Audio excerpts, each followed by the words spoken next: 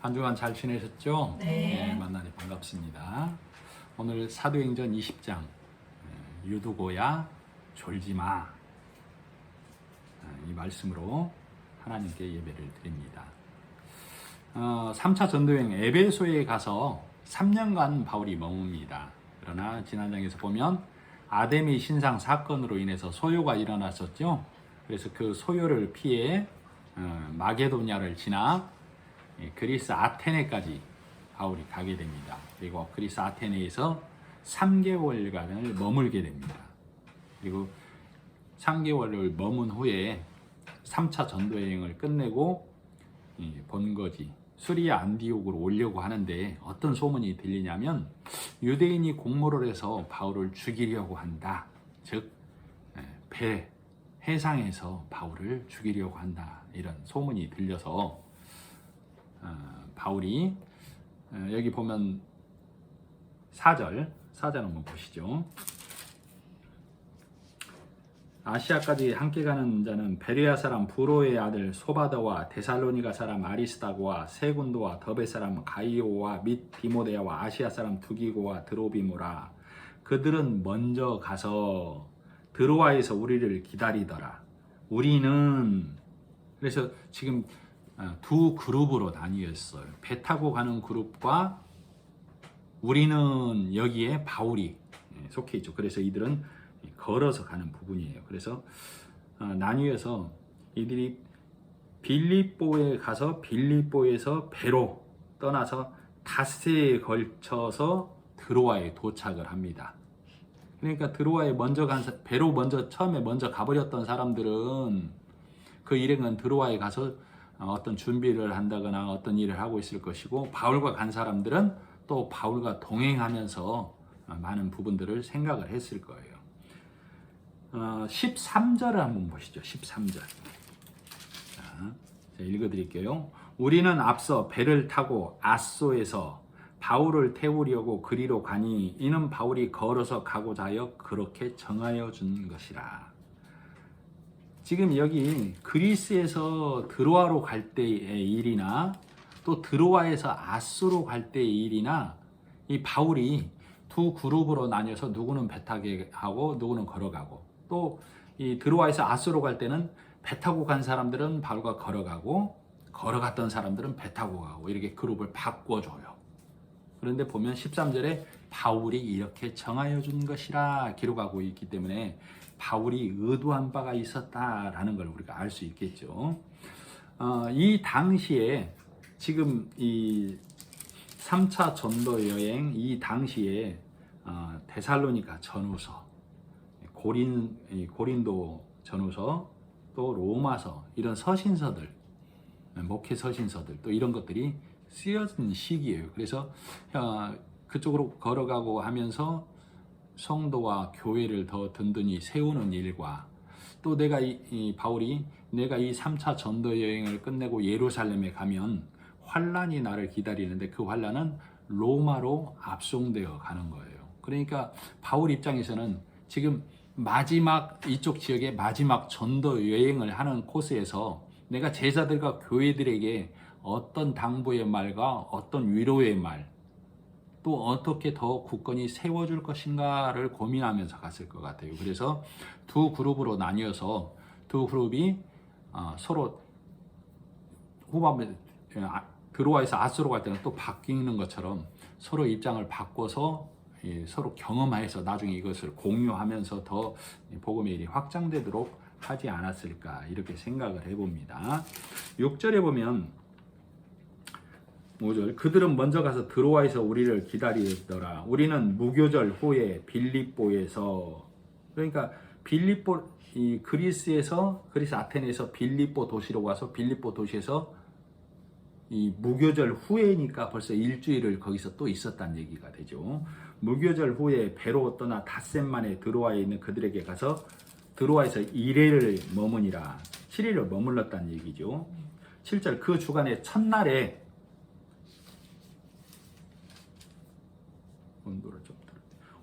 그 주간의 첫날에 우리가 떡을 떼려 하여 모였더니, 드로아에서 지금 7일을 머물렀다고 했죠. 드로아에서 7일을 머물렀습니다. 그 주간의 첫날이란 얘기는 마지막 날에 거기에 머물렀다는 얘기예요. 자, 중복하시고, 자, 드로아에서 그 주간의 첫날이란 얘기는 7일을 머물렀는데 7일째 되는 날, 안식일 다음 날, 지금으로 치면 주일이죠. 그날 떡을 떼려고 모였다 그 말이에요. 떡을 떼려고 모였더니 바울이 이튿날 떠나고자 하여 그들에게 강론할새 말을 밤중까지 계속하니. 자, 우리가 이 떡을 뗀다는 말이 무슨 말이에요? 떡, 음식. 이건 성경에서 떡과 음식은 항상 말씀을 나타낸다고 했어요. 그죠? 네. 자, 우리가 한장 29절 한번 보죠. 29절에 보면 내가 떠난 후에 사나운 이리가 여러분에게 들어와서 그 양떼를 아끼지 아니하며 또한 여러분 중에서도 제자들을 끌어 자기를 따르게 하려고 어그러진 말을 하는 자가 나올 것이다 라고 에베소의 장로들에게 하는 얘기예요. 자, 여기 보면 바울이 내가 떠난 후에 사나운 이리가 여러분에게 와서 양떼를 아끼지 아니하며, 정말 이 날카로운 이빨을 가진 이리가 온다는 말이 아니죠. 네. 이것이 바꿔 말하면 오픈되어 있는 성경 말씀이에요. 우리가 누가 봐도 이 이리는 복음을 전하지 않고 다른 복음을 전하는 자들이 와서 성도들을 꿰는다라고 누구라도 볼 수 있는 오픈된 성경 말씀이라고. 그죠? 근데 반대로 말하면, 자, 잘 들으셔야 됩니다. 원래는 어떻게 기록해야 되냐면, 내가 떠난 후에 어그러진 말을 하고 너희들을 꿰는 못된 바리새인이나 다른 교훈을 가르치는 교사라는 거짓 교사들이 와서 성도들을 미혹할 거야. 이렇게 써져 있어야 돼요. 그래야 오픈된 거라고, 사실은. 근데 여기는 누가 봐도 오픈된 것처럼 보이지만 사실은 감춰놨다고. 일이라고 했으니까 감춰진 거잖아요, 사실은. 근데 쉽게 가려놨기 때문에 누가 봐도 일이는 거짓교사 이렇게 알아듣는다 그 말이에요. 자, 그러면은 반대로 말하면 떡을 뗀다라든가 유두고 얘기라든가 이런 본문들은 사실 우리에게 오픈되어 있는 것처럼 보이지만 사실은 가려져 있어요. 그래서 이 본문의 말씀을 그냥 그대로만 봐버리면 어떤 말이 되냐면, 자, 우리가 말씀이 가려져 있는데도 보인다는 얘기는, 만일에 이 본문 아까 일이나 늑대, 양 이런 것들을 정말로 일이로 보고 정말로 양으로 본다면 그 사람은 연령이 어느 정도일까요? 우리가 생각할 때 아마 미취학 아동 정도 그러겠죠. 아주 어린아이들이 이리가 와서 양떼를 잡아간대요. 어흥하는 이리가 와서 양떼를 잡아간다, 순한 양을 잡아간다 이렇게 생각하는 건 아마 미취학 아동들이나 그렇게 생각할 거예요. 그죠? 근데 이건 성경 말씀이 우리로 오픈되어져서 누구라도 접근할 수 있도록 되어 있기 때문에 아하 그렇구나 하고, 이 지금 바울의 말을 듣는 장로들도 우리도 또 다른 성도들도 하나님의 말씀이 오픈되어 있다라고 받아들여요. 이견 없이. 자, 그런데 아까 말했던 본문에 열려져 있는 것 같지만 가려진 말들이 있단 말이에요. 그러면 이건 가려진 말은 그 껍질을 깨주거나 수건을 걷어주기 전까지는 못 봐요. 그러면 내가 모르면 어떤 말씀을 전하는 자나 누가 알아서 그걸 들려주면 그렇구나 하고 받아들이고, 근데 또 말씀을 안다고 가르친다고 하는 어떤 교사도 모르고 어떤 신학자도 모르고 하는 말들은 도저히 다른 말을 하면 이게 이런 말입니다 라고 하면 반감을 갖게 돼 있어요, 사람이. 왜? 자, 우리가 그 말씀을 들으면 그 말씀이 그러한가 생각을 해봐야 돼요. 그러한가. 왜 이 말씀을 해드리냐면, 이스라엘의 랍비들은 3명만 모이면 성경을 한 권을 써내버린다라고 했어요. 그렇게 지식이 출중하다고, 성경에 대해서. 근데 이들은 예수를 모르죠? 예수를 부인하죠. 그러니까 이 호세아서 4장 6절에 보면 내 백성이 지식이 없음으로 망하는도다 그랬어요. 랍비 3명이 모이면 성경을 써내는데도 지식이 없어 망한다라고 했다고. 이 지식이 예수를 아는 지식을 말해요. 복음을 아는 지식. 자, 그래서 이 본문에서도 이 유두고라는 청년에 대해서 기록한 목적이 있다 이 말이죠. 그죠? 네. 그럼 그 기록한 목적이 무엇인지를 우리가 한번 자세히 살펴봐야만 합니다. 하나님께서는 우리로 또 나로 무엇을 보고 이 말씀을 통해서 하나님께 영광 돌려드리게 하려고 성령으로 기록을 해놓고 성령으로 하여금 읽어내게 하시는가? 그래서 이 본문의 말씀을 성령의 읽게 하심과 보게 하심으로 봐야만 하나님께 찬미가 되고 찬양이 되는 거예요. 그렇지 않고 육신의 말로만 보면 하나님께서 받으시지 않는 예배, 하나님과 상관없는 예배가 되는 거예요. 자, 이 본문을 보면서 설교 시간에 졸지 마라. 청년 유두고도 졸았다. 그래서 그 청년 유두고가 3층에서 떨어져 죽었는데 바울이 능력에 손을 펴서 하나님의 도우심으로 고쳤다. 만일에 이 유두고가 죽었다라면 그 부모나 어떤 불신자들에게 얼마나 큰 형이 됐겠느냐. 뭐 이 정도 설교할 수 있겠죠. 그죠? 그리고 또 청중들은 어떻게 생각할 수 있어요? 이 본문을 보면서 이러고 온 청년들 매우 힘듭니다. 설교 좀 길게 하지 마십시오. 긴 설교는, 지루한 설교는 이렇게 무섭습니다. 이렇게도 접근할 수 있겠죠. 자, 그리고 어떤 또 주석가들이 이런 견해를 내놓기도 했다라고 그래요. 많은 사람이 모인 공간에 등불이 많이 켜져 있고 이산화탄소의 발생으로 졸릴 수밖에 없는 환경. 그래서 청년 유두고는 창문을 열어놓고 공기를 쐬고 있었다. 그런데도 설교가 길어지니 졸 수밖에 없었다. 이게 성경을 문자적으로 접근하는 내용이에요. 자, 10절 한번 보시죠. 10절. 10절에 보면 3층에서 떨어진 유두고를 향해서 바울이 내려가서 그 위에 엎드려 그 몸을 안고 말하되 떠들지 말라. 생명이 그에게 있다 하고 올라가 떡을 떼어 먹고 오랫동안 곧 날이 새기까지 이야기하고 떠나니라. 사람들이 살아난 청년을 데리고 와서 적지 않게 위로를 받았더라. 그래서 어떤 말씀을 전하는 사람들 중에서는 바울이 이때 깨어났을 때 바울이 살렸다. 이렇게 얘기하기도 해요. 그리고 사람들이 살아난 청년을 데리고 와서 위로를 얻었다. 야, 죽었는데 살았어. 평생 간증거리가 되겠죠? 평생 이야기거리가 되고. 자, 10절에 보면 바울이 떠들지 말라. 그리고 이상한 것은 떠들지 말라. 생명이 그에게 있다 하고 올라가서 다시 떡을 떼먹고 이야기했다. 밤새도록. 문자적으로만 보면 유두고를 놓고 기도를 한다든가 통성기도, 합심기도를 한다든가 어떤 구호조치나 병원행위 아니고 생명이 그에게 있다 하고 다시 올라가서 떡 떼먹은 얘기를 하고 있다 이 말이에요. 문자적으로만 보면. 자, 제가 한 말씀을 해드릴 테니까 이 현장 상황과 한번 대입을 시켜서 한번 생각을 해보세요. 시내산에서 모세가 출애굽기 24장부터 31장 얘기예요. 모세가 출애굽 이 시내산에 올라가서 하나님께 성전 짓는 것과 제사법과 모든 것을 받아서 내려오는 기간이 있어요. 그게 40일이 소요가 되죠. 내려와 보니까 이스라엘 백성들이 금송아지를 만들고 춤을 추고 있었죠. 거기에 보면 출애굽기 23장 23장에 보면 진설병에 관한 얘기가 나요. 진설병. 진설병이 떡을 차려놓는 상을 말해요. 이 성소 안에 들어가면 지성소 앞에, 지성소는 법궤가 있잖아요. 지성소 안에는 하나님을 만나는 자리. 지성소 밖에, 지성소하고 이 성소 사이에 휘장이 있고 그 앞에 진설병이 있어요. 진설병. 떡을 차려놓는 걸 말해요.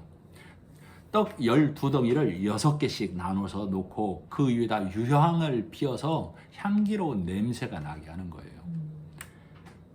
그리고 그 맞은편에는 촛대가 있어요. 촛대, 황금 촛대, 등대. 그래서 7 등잔이 있어서 불을 밝혀서 항상 그 안을 밝히 비추고 있어요. 하나님께서 이 모세에게 성소를 만들 때 그렇게 만들라. 등잔대를 만들고 떡상을 만들고 이렇게 얘기를 해줍니다. 그래서 그렇게 실질적으로 성막을 만들 때 그렇게 만듭니다. 그 다음에 열왕기상에 보면 솔로몬이 성전을 건축할 때도 이 식양대로 만들어요. 그죠? 그리고 나서 시계를 안 눌렀네. 이 솔로몬 왕이 이 성전을 만들고 나서 기도하는 내용이 있는데 열왕기상 8장에 그 기도 내용이 후반부에 있어요. 하나님께서는 이 성전에서 우리의 기도를 들으시고 우리 이스라엘 백성이 혹여 잘못 가거든 잘못 가다가 하나님께 부르짖거든 용서해 주세요 하는 기도가 여러 차례 나오는데 이걸 한마디로 요약하면 무조건 용서해 주세요. 요겁니다. 무조건 용서해 주세요. 와서 하나님께 빌기만 하면, 하나님께 기도하기만 하면, 하나님께 아뢰기만 하면 무조건 용서해 주세요. 이렇게 기도를 하고 있어요. 그러니까 열왕기상 9장에 가면 하나님께서 내가 네 기도를 잘 들었다. 너희가 내가 말한 대로 내 법도와 율례를 지키기만 하면, 예수 복음 진리의 말씀을 떠나지만 아니하면 그렇게 해줄게. 그러나 너희가 나를 떠나가면 너희가 세상의 조롱거리, 웃음거리가 되게 하겠다라는 내용이 있어요. 자, 다윗이 성전을 짓지 않고 솔로몬이 성전을 짓습니다. 솔로몬의 아까 기도가 8장 후반부에 막무가내식 기도에 한마디로 말하면 무조건 봐주세요. 솔로몬은 예수님의 이름 샬롬을 뜻해요. 예수님이 우리를 위해서 한 기도가 그거다 이 말이에요. 하나님 내 피를 받으시고 이 백성의 죄를 무조건 봐주세요가 예수님의 기도라고. 그래서 모세에게 속하여 우리가 홍해를 건넜는데 가나안 땅에는 누구를 통해서 들어가죠? 여호수아, 예슈아, 샬롬. 여호수아는 예수를 뜻해요. 그래서 항상 우리가 가나안 땅에 들어갈 때 또 아까 솔로몬 왕이 성전을 건축한 거라든가 또 우리가 성소에서 이 모든 것들이 예수 그리스도를 통하여서만 된다는 것을 얘기하고 있어요. 그래서 이 아까 말했던 것처럼 아까 떡을 진설병 할 때 떡을 6덩이씩을 해서 12덩이를 쌓아놓는다고 했죠. 매 안식일마다 그 떡을 더운 떡을 쪄서 올려드리는 거예요. 매 안식일마다. 그리고 이 떡이 식어버리면 내리는 거예요. 그리고 매 안식일마다 다시 더운 떡을 올려드린다고. 너희가 이것을 대대로 기념해 지켜야 돼요. 일테면. 그죠? 근데 예수님이 오시고 나서 죽고 살아나시면서 돌 무덤을 열 때 뭐라고 그랬어요? 영원한 안식을 열었다고 그랬죠? 네. 예수님이 오시기 전까지는 6일을 일하고 7일째 쉰다고 해서 한정된 안식일을 우리가 지켰어요. 매 안식일마다 떡을 올려드렸다고. 그러나 예수님이 오시고 나서는 영원한 안식을 열어놨기 때문에 우리에게는 매일매일이 안식이에요. 그러면 우리는 매일매일 무슨 떡을 드려야 돼요? 매일매일 더운 떡을 올려드려야 된다고. 그러면 이 떡이 뭘 상징하죠? 말씀. 우리는 매일매일 하나님께 더운 떡, 뜨거운 말씀, 하나님을 아는 말씀, 예수 그리스도를 나타내는 말씀을 매일 올려드리는 거예요.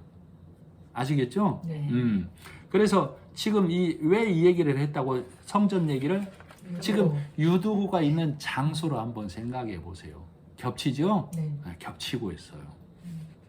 자, 고린도후서 12장에 보면 바울이 어떤 사람이 셋째 하늘에 이끌려 올라간 사람이 있는데 그가 몸 안에 있었는지 몸 밖에 있었는지 나는 그건 모르겠다. 그 얘기를 해요. 본인 얘기예요. 바울 얘기가. 14년 전이란 얘기는 어떤 말을 하는 사람들 중에는 이때가 마게도냐에서 사람이 손짓할 때 이렇게 보고 있는데 14년 전이면 이미 그 마게도냐에 손짓할 때가 2차 전도여행 때잖아요. 14년 전이면 바울이 1차 전도여행 하기 훨씬 전이에요. 그러니까 엠마오 도상에서 예수님을 처음 만났을 때 그때를 얘기하고 있어요. 그때 본인 얘기인데 남 얘기처럼 기록을 해놨다고. 어떤 사람을 내가 아는데 그 사람이 셋째 하늘에 올라갔어. 근데 그 사람이 몸 밖에서 그걸 경험했는지 몸 안에서 경험했는지 그건 모르겠어. 이렇게 얘기하는 부분이 있어요. 고린도서 12장 2절 3절에 기록이 되어 있고 4절에 뭐라고 기록이 되어 있냐면 그러나 이것은 하나님께서 다 얘기하지 말라고 그랬어. 이게 무슨 말이에요? 내가 하나님 만난 얘기를 막 휘황찬란하게 해버리면 사람들이 하나님 만나려면 저렇게 해야 되는 거 아니야? 이렇게 돼버린다 그 말이에요. 저도 개인적으로 경험한 것들이 있어요. 그러면 이걸 제가 얘기를 해도 여러분 어떻게 해요? 나도 저렇게 경험 안 하면 나 하나님 못 만난 사람인가? 이렇게 돼버린다 얘기예요. 그러니까 바울은 뭐만 얘기한다는 얘기예요? 말씀만 얘기한다는 거예요. 말씀을 통해서 경험하고 말씀을 통해서 예수님을 보고 하나님을 보는 거예요. 네. 그래서 그렇게 얘기하고 있고, 그리고 유대인들은 하늘이 3층 구조로 되어 있다라고 생각을 한답니다. 3층 구조로 되어 있다고. 그러나 우리 성경을 보는 사람들은 어떻게 봐야 돼요? 자, 성막 밖은 이 땅이죠, 이 땅. 네. 근데 바리새인들, 율법에 머문 자들은 이 땅을 천국인 양 살아간단 말이에요. 하늘인 양. 그죠? 그리고 성막 안에 들어가면 거룩한 곳으로 우리가 들어왔다라고 생각하지만 그곳은 거룩한 곳이 아니에요. 성막 안으로만 들어와서는. 이게 둘째 하늘. 셋째 하늘은 성소 안으로, 성막 안으로 완전히 들어갔을 때 하나님을 만나는 곳. 그곳이 정말로 하나님이 말하는 하늘, 하나님이 저 하늘 말하는 게 아니고 하나님이 계신 곳을 말한다 그 말이죠. 그러면 지금 이 다락에 아까 몇 절이죠? 8절. 우리가 모인 윗다락에 등불을 많이 켰는데, 윗다락이라고 했는데 우리가 모인 곳에 윗다락이 아니라 우리가 윗다락에 모였는데 등불이 많이 켜져 있다 그 말은, 자, 지금 여기서 바울과 이 유두고나 다른 사람들이 모여서 지금 뭐 하고 있다고요? 떡 떼고 있다고요? 말씀을 먹고 있다 그 말이에요. 말씀을 먹고 있다고. 근데 등을 많이 켰다는 얘기는 뭐예요? 아까 성전 예배 등잔이 금초대가 있다고 그랬죠? 성령이 그 자리를 조명해서 그 말씀을 바른 말씀으로 먹게 같이 임하고 있다. 그걸 나타내고 있는 거예요. 그런데 청년이 어디 앉아 있어요? 창틀에 걸터 앉아 있다라고 그랬죠?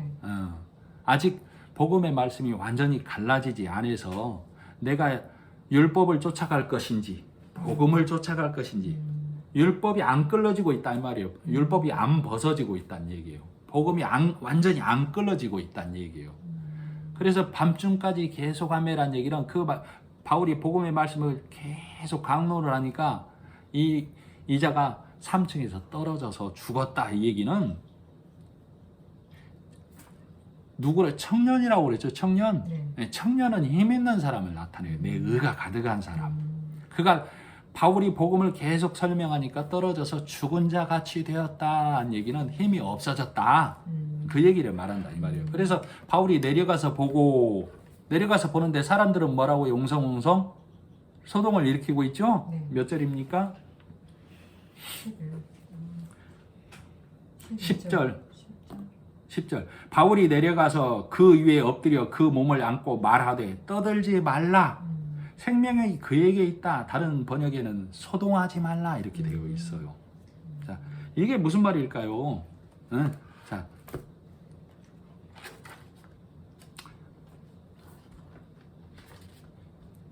바울이 내려가기 전에 사람들이 아이고 저 율법에 꽉 쪄들어서 복음을 받아들이지 않는 것만 틀렸어 죽었어 받아들이지 않을 거야 이 얘기를 하고 있다 그 말이에요. 소동 판단하고 있다는 얘기. 그러니까 바울이 가서 그 심령을 깊이 살펴봤더니 아직 그가 율법에 꽉 매인 것이 아니라 율법을 벗으려고 하는데 아직 복음이 완전히 받아들여지지 않았다.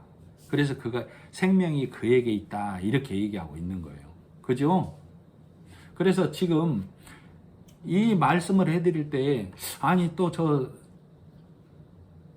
서집사가 서대반이 또 무슨 얘기를 하고 있는 거야 이렇게 하면 안 되고 말씀이 들려지게 말씀이 보여지게 해달라고 기도가 되어져야 돼요. 우리가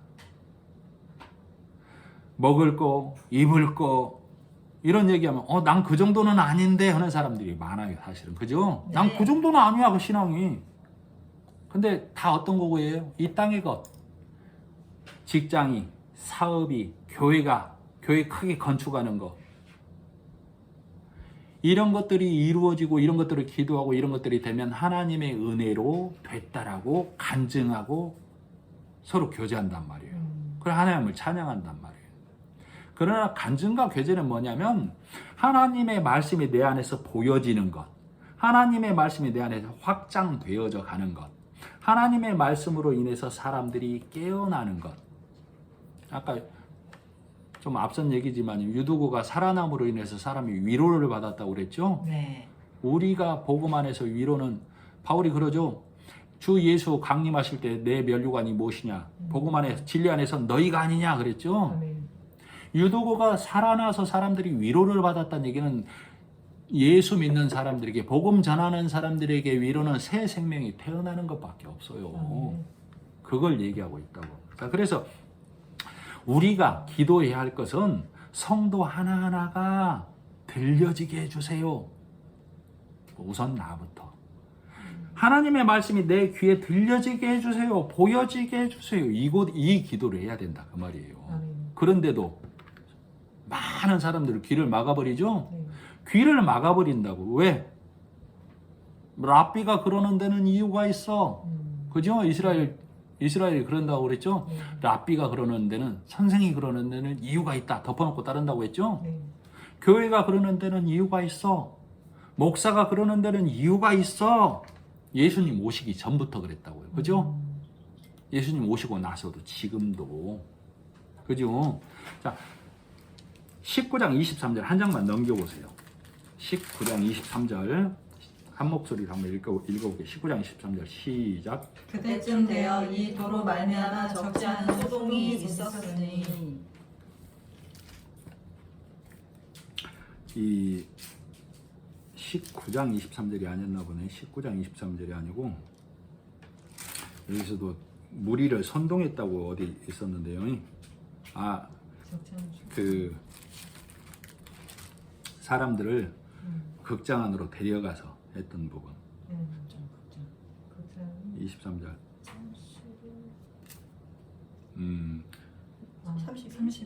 31절이요? 31, 32. 어떤 동작 여기다 죄송해요. 32절. 자, 32절 시작. 사람들이 외쳐 어떤 이는 이런 말을 어떤 이는 저런 말을 하니 모인 무리가 불안하여 태반이나 어찌하여 모였는지 알지 못하더라. 지금 바울 일행을 고소하고 잡아갔는데 모인 사람의 태반이 왜 모였는지도 모른다고 그러죠. 그런데 휩쓸린 거죠. 그죠? 자, 복음서에 보면 바리새인들, 유대인들이 무리를 항상 선동하죠. 그 무리 안에 내가 들어간다 이 말이 항상 내가 복음의 말씀이 없으면 복음서마다 보면 빌라도가 내가 누구를 도와주랴 그러죠. 바라바를 도와주랴, 흉악한 죄인 바라바를 도와주랴, 예수를 도와주랴 그러죠. 왜 그렇게 물어봤다고 그랬죠? 이는 저가 대제사장들이 시기로 예수를 잡아온 줄 알미러라 그러죠. 그러면서 내가 누구를 도와주랴 그랬더니 그러나 대제사장들과 장로들이 무리를 충동하여 바라바를 도와달라 하게 만들어버리죠. 다 내가 말씀에 창념하지 않고 그러면 아까 그랬던 것처럼 귀를 막고 랍비가 그러는 데는, 교회가 그러는 데는, 목사가 그러는 데는 예수님이 오셔서 이 땅에 오셔서 우리 모두가 제사장이 되게 해서 하나님의 말씀을 직접 듣고 직접 기도하고 직접 아뢰게 해놨는데도 예수라는 중보자 위에 랍비, 목사, 교회를 두고 있다고. 그래서 예수라는 중보자의 말이 아닌 랍비, 교회, 목사의 중보자의 말을 더 크게 듣고 있다 그 말이에요. 무리들이 선동되는 것처럼. 태반이나 왜 모였는지도 모르는 것처럼. 사도행전 7장에 보면 스데반이 설교 후에 그들이 귀를 막고 달려들었다고 그랬죠. 긴 서대반의 설교가 있었습니다. 그러나 그들이 귀를 막고 달려들었다는 얘기는 뭐예요? 내가 여지껏 먹은 것만 먹을 거야. 내가 여지껏 들어온 것만 이것이 최고야. 그게 귀를 막았다 이 얘기예요. 이게 옳은 길이야 라고. 자, 사도행전 17장에 보면 바울이 자기의 관례대로 회당에 들어가서 항상 그러죠? 네. 바울이 회당 스타일인가? 강남 스타일처럼? 응? 회당 스타일이에요? 왜 그러냐면 회당마다 교회마다 세례 요한에 매여 있다 이 말이에요. 그동안 먹고 들은 것에만 매여 있어서 죄를 깨닫고 스스로 깨끗이 하자 여기에만 매달려 있다고. 회당이 다. 그러니까 바울이 항상 회당에 가서 그것을 관례대로 회당을 예수님이 오셔서 예루살렘 성전을 무너뜨렸죠. 청소했죠. 그것과 마찬가지로 바울이 와서 예수님이 하신 일을 하죠. 자, 율법은 우리로 하여금 예수님께로 돌아가라고 그럽니다. 그죠? 세례 요한이 광야에서 외치죠? 뭐라고 외칩니까? 너희는 내 뒤에 오시는 이를 맞이하라고 그래요. 예수를 따르라고. 그죠? 광야는 내 수고와 내 노력으로 살 수 있는 곳이 아니야. 광야는 무조건 죽는 곳인데 세례 요한 나를 따라오면 너희는 죽을 수밖에 없어. 그래서 나는 쇠하여야 하겠고 그는 흥하여야 하겠다 그러죠? 네. 세례 요한이. 그런데도 세례 요한의 세례까지만 머문 자들이 부직이 수다 이 말이에요. 그래서 세례 요한이 그러는 거예요. 나는 너희를 예수께로 인도하는 것까지만 책무를 맡고 온 몽학 선생이야. 그러니 너희는 내 뒤에 오시는 예수께로 돌아가. 나는 여기서 끝난다? 라는 걸 보여주기 위해서 하나님은 세례 요한을 목 베어서 소반에 공식적으로 세례 요한 죽었음, 세례 요한 죽었음, 세례 요한 죽었음 이렇게 공표를 해놨다 그 말이에요. 순교로 보면 안 된다고 그랬어요 세례 요한을. 그래서 세례 요한 율법을 전하는 자가 죽고 예수 복음이 일을 하는 거다라고 말씀해 드렸죠. 그래서 세례 요한도 예수를 믿으라. 세례 요한의 거기 세례에 머물면 우리가 어디에 갇히게 돼요? 바르게 하는 거, 교훈적인 거, 율법에 장로들의 유전에 갇히게 된다 이 말이에요. 그죠? 십계명은 율법은 누구에게로 가라고 그러고 있어요? 예수. 예수께로 돌아가 너희가. 예수께로 돌아가. 세례 요한도 광야에서 외치는 소리고 율법도 광야에서 외치는 자의 소리라고. 제발 예수께로 돌아가라고. 이 경계를 넘어가지 말라고. 그래서 예수님이 잔치를 배설하고 나서 전원자 병신들 다 모으고 나서 그래도 자리가 비었습니다. 종이 그러니까 뭐라고 그랬죠? 큰 길과 울타리로 가서 산 울타리로 가라고 그러죠. 경계에 머문 자들 다 데려와. 큰 길 나는 의로운데요 하는 바리새인 그들 목이 곧은 자들 데려와 강권에서 안 온다 이 말이 그들은. 경계 십계명 넘으려고 나 의롭게 되려고만 하는 자들 거기에 머문 자들은 거기서 죽어가니까 데려와 빈자리 채워 그 말이라 이 말이에요. 그래서 이 본문으로 다시 돌아와서 바울이 청년 유두고가 그 생명이 그에게 있다 하고 나서 위로 올라와서 다시 날이 새도록 떡을 먹죠. 몇 절입니까 여기가? 11절. 올라가 떡을 떼어 먹고 오랫동안 곧 날이 새기까지 이야기하고 떠나니라. 여기서 날이 새기가 밤을 꼴딱 샜다는 얘기가 아니라 청년 유두고 안에 있는 어둠이 물러가기까지 복음으로 그를 풀어주었다 그 말이에요. 그래서 그의 안에 있는 교훈적 열심 이런 것들이 싹 물러져가 버렸다 그 말이에요.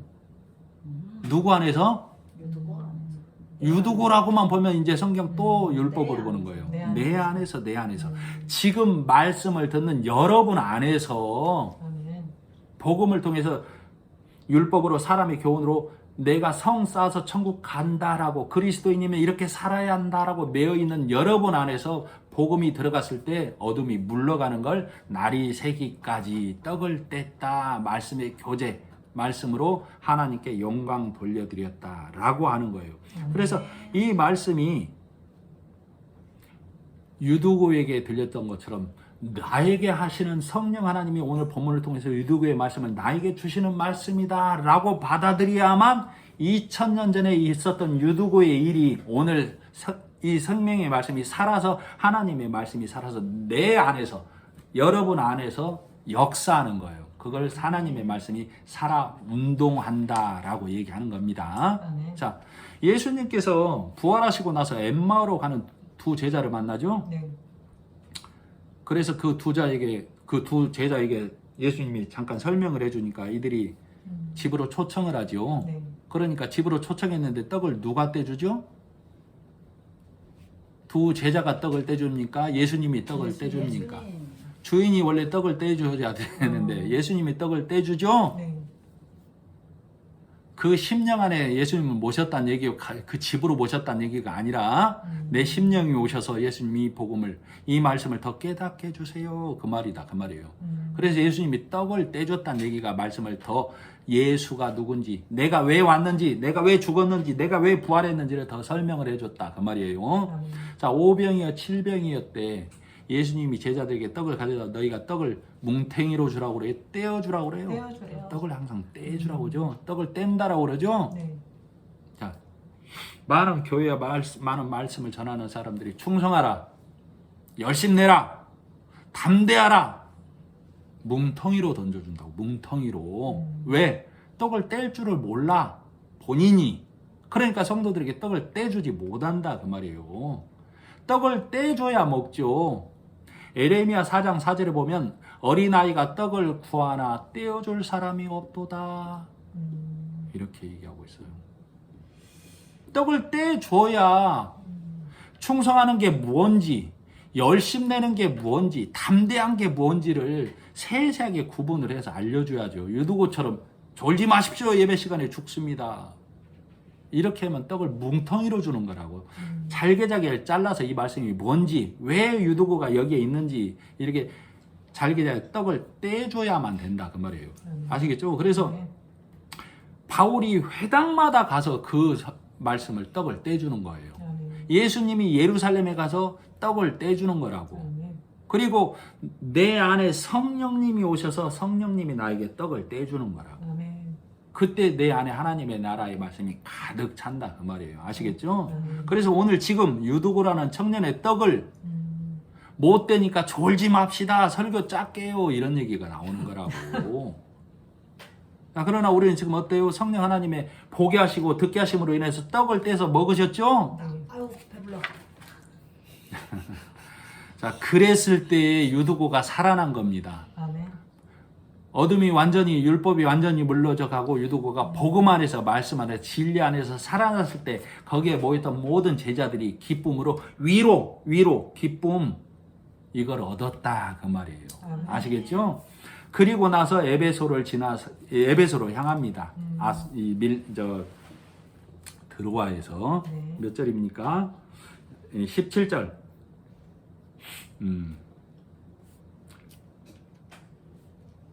17절에 보면 이제 에베소를 지나가게 되는데 에베소 아까 3차 전쟁 첫 코스가 에베소라고 그랬죠. 어찌 보면 네. 3년을 머물렀다고 그랬죠. 네. 3년은 아주 긴 시간을 에베소에서 공들여서 쉽게 말하면 많은 시간을 할애해서 말씀과 교회를 세웠어요. 네. 그리고 에베소를 지나서 이제 수리아로 가기 전에 밀레도라는 곳에서 장로들을 에베소 교회에 있는 장로들을 다 소집을 합니다. 에베소 교회가 하나 아닙니다. 수도 없이 많겠죠, 회당이. 거기에 있는 장로들을 다 모아서 장로라는 얘기는 말씀을 가진 자, 말씀을 전하는 자들을 다 불렀다는 얘기예요. 그래서 당부의 말, 교제의 말, 위로의 말을 해주는 거예요. 19절. 18절부터 해드릴게요. 오매 그들에게 말하되 아시아에 들어온 첫날부터 지금까지 내가 항상 여러분 가운데서 어떻게 행하였는지를 여러분도 아는 바니. 지금 에베소에서 온 장로들에게 고별의 말씀, 이 말을 전하고 있는 것이죠.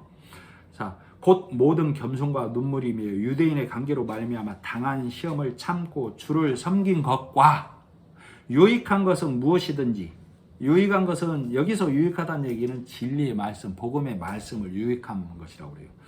공중 앞에서나 각 집에서 거리낌 없이 여러분에게 전하여 가르치고, 공중 앞에서라는 얘기는 회당에서 많은 무리가 모였을 때도 내가 복음을 전했고, 각 집에서라는 얘기는 여러분 각 심령 안에서 개인적으로 말씀을 교제해 줄 때도 똑같이 복음의 말만을 여러분에게 전해줬습니다. 그 말이에요.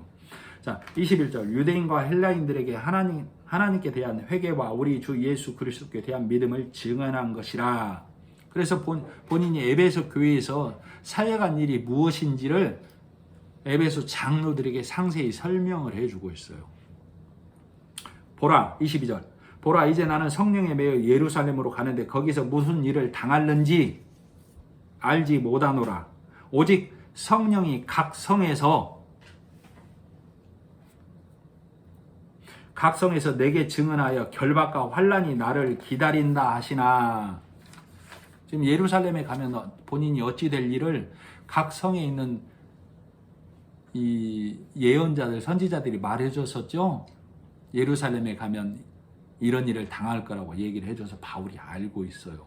그러나 장로들에게는 내가 가서 어떤 일을 당하는지 나는 몰라. 이렇게 얘기를 하고 있어요. 즉, 그런데 바울이 지금 뭐에 매여서 간다고 그래요? 여기 보니까 성령. 네, 성령의 이끌림으로 성령에 매여서 나는 지금 가고 있어. 그러나 나는 예루살렘에서 어찌 될지 난 몰라. 그 말은 어찌 되어도 성령의 이끄심만 따라가겠다. 그 말이에요. 자, 복음의 말씀, 진리의 말씀을 갖고 있는 사람은 내일을, 미래를 알려고 하지 않아요. 즉 점치러 가지 않고, 요즘 보면 귀신 얘기나 점, 타로, 사주 많이 횡행하고 있죠. 네. 또 유튜브나 이런 방송을 보면 귀신을 쫓아내는 얘기, 맹 귀신 얘기가 정말 많습니다. 교회 다니는 사람들에게 귀신 얘기가 너무 많아요. 우리 세상에서 말하는 그 귀신 얘기하고 교회 다니는 사람의 귀신 얘기하고는 달라요. 성경이 말하는 귀신 들렸다는 얘기는 항상 진리의 말씀이 없는 자, 육의 말씀, 교훈의 말씀에 사로잡힌 자를 귀신 들렸다라고 그래요. 그러나 지금 보면 한국 교회 아니고도 마찬가지지만 한국 교회 다니는 많은 사람들이 미신 행위, 여기에 많이 사로잡혀 있습니다. 아마 욕하는, 우리 한국 교회 다니는 사람들이 욕하는 바리새인들이 만일에 와서 이 광경을 보면 혀를 끌끌끌 찰 거예요. 야, 이놈들 너무하는구나 라고. 그죠? 네. 그러나 바리새인이나 한국 교회나 사실은 도토리 키재기죠. 도토리 키재기. 네? 바리새인들이 그럴 거란 말이에요. 야, 우리는 그래도 예수는 모르지만 우리의 거룩한 행위, 우리의 의로운 행위, 우리의 깨끗한 행위, 우리는 어그러진 삶은 안 사는데 요놈들은 행위도 불순하고 더럽고 정작 예수도 모르고 있구나 이렇게 욕할 거라고. 그럼 한국교회는 바리새인 욕하고 있죠? 서로 욕할 거라 그 말이에요. 도토리 기적이지만 왜? 그 길 아니기 때문에. 자, 지금 횡행하고 있는 예를 들어서 귀신을 쫓아내고 병든 자를 낫게 하고는 뭐 바울의 손수건이나 귀신 쫓아내는 테마사 얘기 막 하는 전도사나 이런 사람들이 많이 있습니다. 정말로 난 그분들에게 얘기를 한번 해보고 싶어요. 독사의 굴에 한번 손 넣어보십시오. 사자 입에 손 넣어보십시오. 베드로처럼 무리를 한번 걸어보십시오. 마술, 속임수 없이. 네? 이렇게 한번 얘기해보고 싶어요. 네? 그런다고 해서 그것을 통해서 우리가 믿음을 확증하자 그 의미가 아니고, 사람들은 진리의 말씀이 없으면 그런 거에 유혹되고 현혹될 수밖에 없는 걸 말하고 있어요. 많은 교회 다니는 사람들이 거기에 혹해서 이것이 정말인가, 이것이 사실인가 믿고 있다 그 말이에요. 자, 우리 에베소에서 많은 사람들이 아담의 신상을 섬기고 그런 자들이 마술을 행하고 하던 자들이 바울이 복음을 전하고 나서 마술책, 그 책을 갖다 불살라 버렸다고 그랬죠? 네. 그때 몇 냥이라고 그랬어요? 은 5만 냥. 은 5만 냥이라고 그랬다고. 우리도 이 성경책을 육신의 눈으로, 교훈의 눈으로만 성경책을 보면 우리에게 마술책이 된다니까. 왜? 마술은 속이는 거라고 그랬죠. 지난주 설교 때. 네. 성경이 우리를 속이게 된다 이 말이에요. 우리가 육신의 눈으로만 보면, 우리가 행하고 지키고 열심히 살면, 바리새인들이 그렇게 살고 있는데 예수님은 바리새인들을 욕했잖아요. 그렇게 가면 천국에 갈 수 없다라고. 그런데도 우리 많은 교회 다니는 사람들이 우리가 그렇게 살면 천국 갈 수 있다라고 성경을 마술책처럼 보고 있다고. 그러니까 우리가 복음의 말씀이 들어서 유두고처럼 깨어난 자는 그동안 내가 본 성경처럼 어떻게 해야 된다는 얘기예요? 불살라야 된다고. 아멘. 정말로 이 성경책 갖다 불살려라는 얘기가 아니고, 율법적으로 봤던 내 신앙의 성경을 불사르고 이제부터는 진리의 말씀으로만 성경을 보는 그 신앙이 되어져야 된다. 그 말을 얘기하고 있어요. 그죠? 자, 26절. 그러므로 오늘 여러분에게 증언하거니와 모든 사람의 피에 대하여 내가 깨끗하니 이는 내가 꺼리지 않고 하나님의 뜻을 따라 여러분에게 전하였습니다. 즉 나는 유대인이나 헬라인에게나 여러분에게나 누구에게나 만나는 사람에게는 다, 얘기한 사람에게는 다 오직 진리의 말씀 복음만을 전했다. 그걸 얘기하는 거예요. 민수기 6장 3절에 보면 남자나 여자나 나실인으로 살려고 서원을 하거든. 즉 그 말은 너희가 구별되어서 내가 하나님 믿겠습니다, 믿음 안에서 살겠습니다 하는 자는 어떻게 하라고 얘기했냐면, 포도주나 독주나, 포도주로 만든 식초, 독주로 만든 식초, 포도즙, 생포도, 건포도 이거 먹지 마, 이렇게 얘기하고 있어요. 자기 몸을 구별하는 모든 날 동안 포도나무에서 난 소산, 씨나 껍질이라도 아무것도 먹지 마, 이렇게 얘기하고 있다고. 우리 건포도, 생포도 얼마나 맛있습니까? 그죠? 그러나 너희가 부정하게, 머리도 깎지 마. 뭐 하면? 내가 하나님 안에서 구별되게 살겠습니다. 나실인의 서원을 하거든. 지금으로 치면 뭐예요? 내가 하나님 믿겠습니다, 믿음 안에서 살겠습니다 하면 그거 먹지 말라는 얘기와 똑같다고. 그러면 지금으로 치면 뭐예요? 내가 오직 예수 그리스도 복음 안에서만 살겠습니다. 지금 여기서 포도는 뭘 상징해요? 술을 상징하죠. 술은 율법을 상징하고, 즉 내가 하나님 믿겠습니다 하는 자는 믿음 안에서 살겠습니다는 율법의 말, 교훈의 말, 요거의 소사는 아무것도 먹지 말란 얘기예요. 머리를 밀지 말란 얘기는, 네 남자의 머리는 누구라고 그랬어요? 예수님이라고 그랬죠? 네가 예수를 욕되게 하는 것 하나도 하지 마, 그 말이에요. 그러나 네가 부정하게 되거든, 내가 율법으로 잠깐 들어가 버렸네 하게 되면 머리를 깎아. 다시 시작하라, 그 말이에요. 그래서 바울이 아테네에서 철학자들과 싸우고 나서 갱그레아에서 머리를 깎은 이유가, 아하, 내가 예수를 욕되게 내 의로 싸웠구나, 그래서 머리를 깎았다 이 얘기예요. 그래서 28절 27절 이제 내가 꺼리지 않고 하나님의 뜻을 다 여러분에게 전하였습니다. 여러분은 자기를 위하여 또는 온 양떼를 위하여 조심하라. 성령이 그들 가운데 여러분을 감독자로 삼고 하나님이 자기 피로 사신 교회를 보살피게 하셨느니라. 자, 여기 보면 온 양떼를, 자기를 위하여 말씀 전하는 너를 위하여, 온 양떼를 위하여 말씀을 받아들이는 모든 성도를 위하여 조심하라고. 그죠?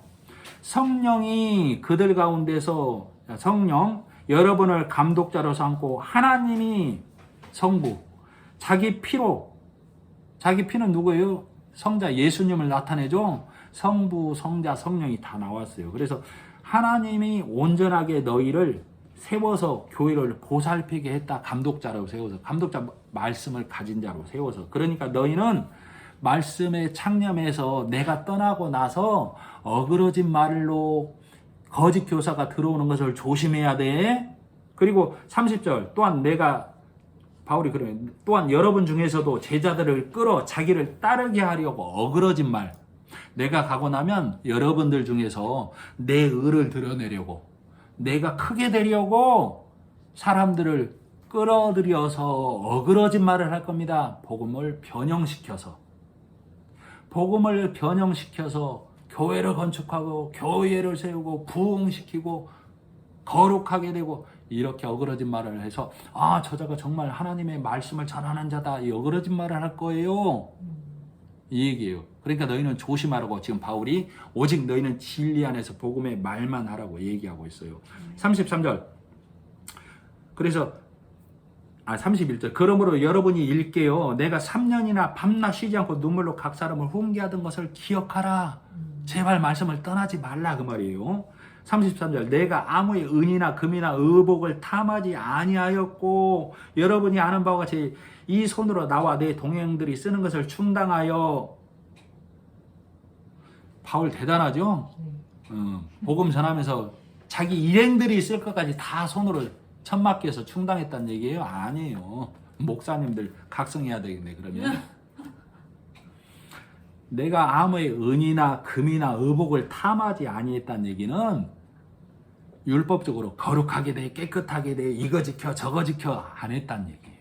그리고 내 손으로 우리가 쓸 것을 충당했다는 얘기는 내 손이 아닌 하나님께서 바울의 손을 통해서 일한다고 그랬죠. 하나님 내가 온전히 하나님께 붙잡혀서 우리 먹을 것 즉 예수 그리스도가 주시는 말씀으로만 우리도 먹고 우리 먹은 것을 너희에게도 전했다. 이걸 떡대고 그걸 충당했다라고 하는 거예요. 아시겠죠? 바울이 일하면서 그럼 바울 혼자 얼마나 무거웠겠습니까? 무리가 동행하는 자들 것까지 다 먹여 살리는 일을 했다라고 지금 기록했다고 문자로 보면 이렇게 살 목사님들이 어디 있겠습니까? 이 말은 절대 아니에요. 자, 35절. 범사에 여러분에게 모본을 보여준 바와 같이 수고하여 약한 사람들을 돕고 또 주 예수께서 친히 말씀하신 바 주는 것이 받는 것보다 복이 있다. 바울이 지금 하나님께 뭘 받았어요? 예수 그리스도께 복음 생명 양식을 받아서 주는 거예요. 예수님이 하나님께 내 분기 주세요 해서 이 땅에 오셔서 창녀 같은 우리를 먹여줬다고요. 호세아에게 하나님이 뭐라고요? 부정한 여자 결혼하라고 그랬죠? 호세아가 누구를 뜻한다고? 예수와 예수님을 뜻한다고. 예수님 우리가 결혼해 준 거. 그러니까 지금 바울도 예수님이 우리 창녀 같은 우리와 결혼해 준 것처럼 바울도 하나님께 받은 그것을 내가 먹고 우리 제자들과 같이 먹고 여러분에게 줍니다. 그래서 이걸 내가 먼저 받았으니까 주는 거죠. 그러니까 내가 주는 것이 받는 것보다 복이 있다 그 말이에요. 믿음에서 나는 하나님 앞에서 잘 달려가고 성령의 이끌림을 받아서 가고 있습니다라는 그 말이라고. 주는 것이 받는 것보다 복이 있단 말이. 뭐 돈 주고 좀 도와주고 이것도 물론 좋지만 이것 하고 나서 하나님 앞에 나 의기양양합니다. 대로변에 있고 경계 울타리에서 머무는 자들 되지 말고 강권하여 오는 그 복음의 말씀에 선포될 때 빨리 돌아오라 그 말이에요. 아시겠죠? 그래서 이 말을 한 후 모두 무릎을 꿇고 서로 기도하고 울었다 그 말이에요. 아까 부른 찬송 우리 다시 만날 때까지 이 찬송 불렀다 그 말이에요. 우리 다시 만날 수 있습니다. 어디에서? 마지막 설교 아닙니다. 어떤 깨어있는 장로님이 바울에게 위로를 해줬을 겁니다. 아마 형제여 다시 가지만 하나님께서 어느 날 나를 또 바울 사도 뒤를 따르게 할지 어찌 압니까? 그리고 우리가 죽으면 죽어도 산 자는 되는 것처럼 우리 죽어도 다시 만날 그날 우리 기약하고 있지 않습니까? 하고 서로 위로하고 눈물을 흘렸을 거예요. 아시겠죠? 그래서 오늘 말씀을 통해서 내가 만일에 바울이라면 나는 고별 설교를 어떻게 할 것인가? 출애굽기 30장에 보면 너희가 성막에 들어가기 전에 물두멍에서 손발을 제사장들이 씻어야 된다고 그랬어요. 그렇지 않으면 너희는 다 죽을 거라고. 물두멍에서 수족을 씻는 게 뭐예요? 죄를 씻는 것은 1차 개념. 죄가 뭐라고 그랬어요? 내 의 갖고 들어가는 거. 제사장이 뭐 입고 들어가요? 거룩한 옷 입고 들어가죠? 왜 그렇게 거룩한 옷을 입고 들어가냐고. 내 의 없습니다. 수족을 씻는 건 뭐예요? 하나님 안에 들어갈 때는 내 손으로 일한 거, 내 발로 땀 흘린 거 이거 아무것도 없습니다 하고 들어가는 거라고. 그래서 너희 똥을 짐 밖에 사르라고 그랬죠? 내 의 갖고 들어가면 하나님은 아무리 그것이 피고 땀이어도 뭐라고 그런다고? 똥이라고 그런다. 똥. 그래서 그거 갖고 들어가면 어떻게 된다고? 죽는다고. 여러분이 마지막 고별 설교를 한다면, 고별의 말을 한다면 어떤 고별의 말을 할 거냐 이 말이에요.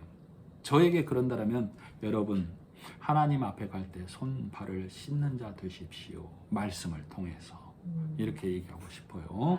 자, 기도하겠습니다. 하나님 아버지, 구약의 제사장들이 안식일마다 더운 떡을 올려드렸듯 예수님으로 인한 영원한 안식의 문 안으로 들어온 우리 성도는 매일의 안식에서 늘 깨달아지는 말씀으로 하나님께 올려드려야 하나님이 영광 받으시고 찬양 받으시는 줄 알게 되었습니다.